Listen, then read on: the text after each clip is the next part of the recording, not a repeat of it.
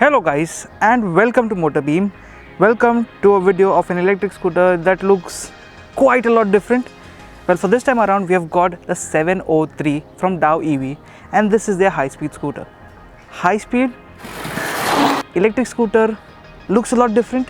Well, I'll tell you all about it in today's video. Before we begin, subscribe to Motorbeam and don't forget to hit the bell icon.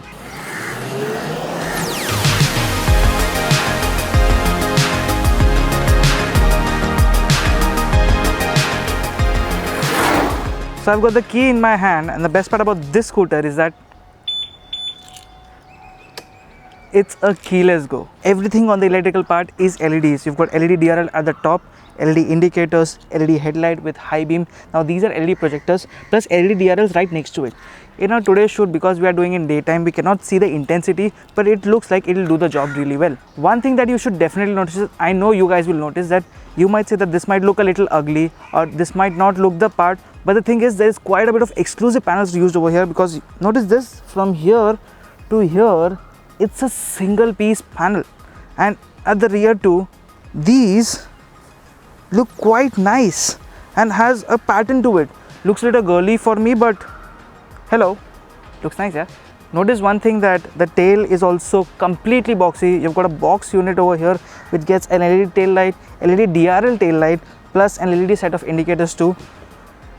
This is a charging port which is quite small, so you can actually charge it wherever you want it, and the foot pegs are actually soft touch, so press it comes out, press it set in. And now you can see that the seat ends here, but the tail comes a little bit behind it. Thing is that you've got 120 section tires both at the front and the rear from Ralco, plus disc brakes both at the front and the rear, and dual suspension at the front as well as the rear. So this is a well balanced scooter, to be very honest. And you notice it does not have any motor up front. It's a hub motor which is a 3.5 kilowatt motor. You've got a multi-function switch over here as well, where you can open the seat, and the thing is that you've got a good decent space for your helmet. And the favorite part is it's the battery which is removable. It's a heavy unit, so I will require all of my efforts, all of my force to pull this thing out. Oh my god, look at this. This is at least 15 to 20 kgs and the scooter weighs somewhere about 85 kgs. So the overall weight that you will be carrying will be close to 100 kgs. Now if I turn on the scooter, it won't turn on immediately, but I'll have to do this.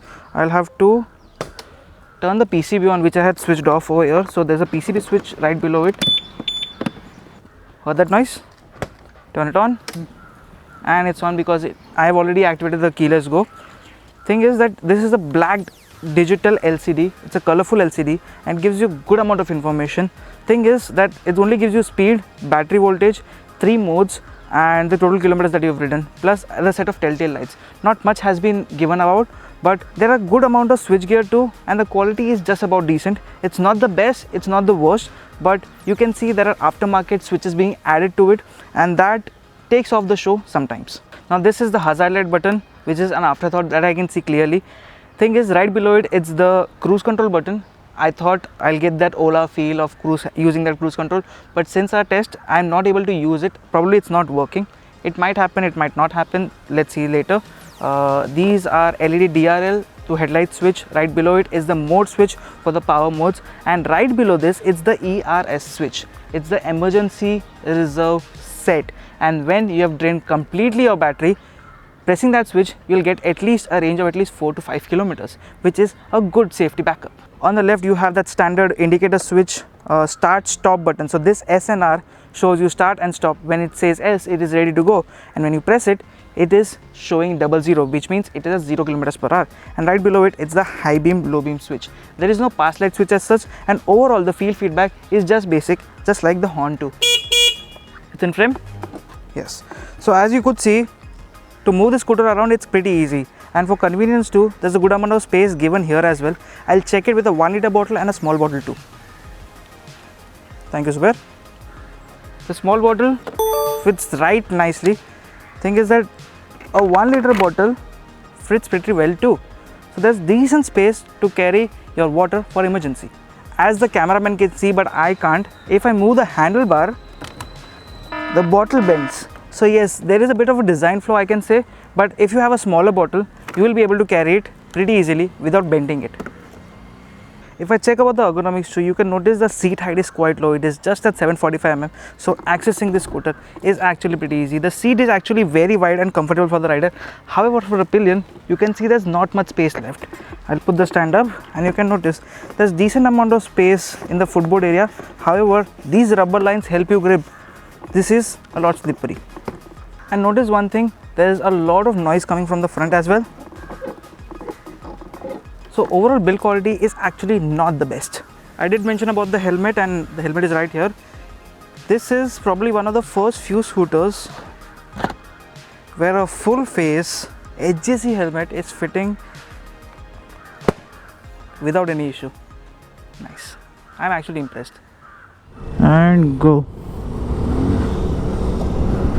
Go to Eco and Sport.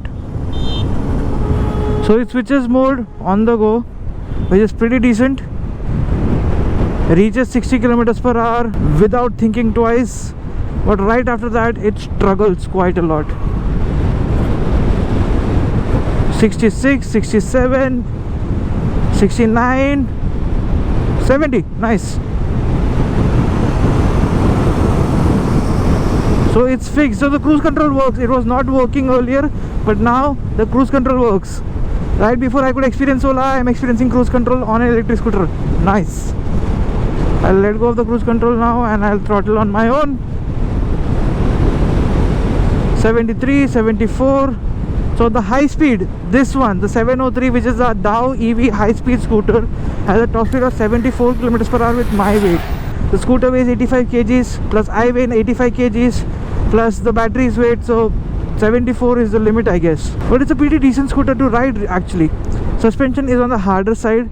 Overall the tire feedback grips really well. There's a correction too. Front tire is a 100 section. I incorrectly mentioned 120 section because it is at the rear, but both are 12-inch alloys.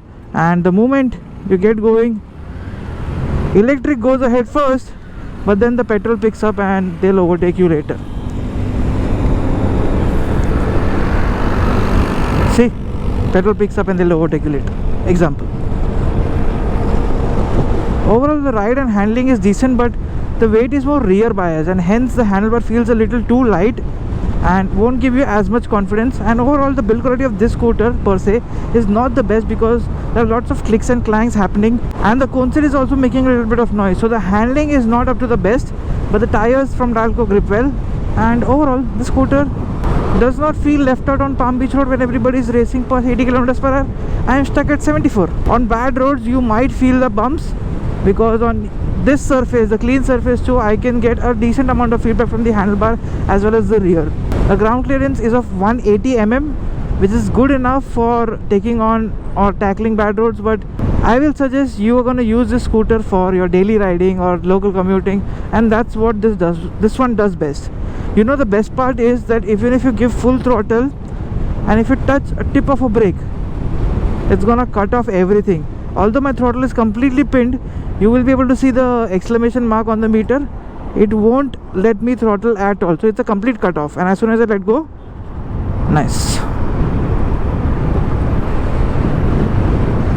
Not even the birds were flying because I couldn't make a single noise. So I had a confusion at the first that power mode was not giving me as much power, it was feeling a lot slower. Then was the eco mode with a higher top speed, then was the sport mode with an even higher top speed. The explanation is that the power mode is actually useful for the incline climb. So as soon as I go for it right now, the initial punch is that the torque that you require initially, it gives in as much as possible, but limits itself to 35-40 kilometers per hour. That's about it. You see 35 is the limit right now, 35-36, and it's not going any further. I've kept the throttle pinned. As soon as I switch, throttle is pinned, and you can see I'm closing a little above 45-50 kilometers per hour. It will go up to 60, but limit itself there. Yep, 60, 61. Then I press this sport and it will go even further up to 74 kilometers per hour. That's it.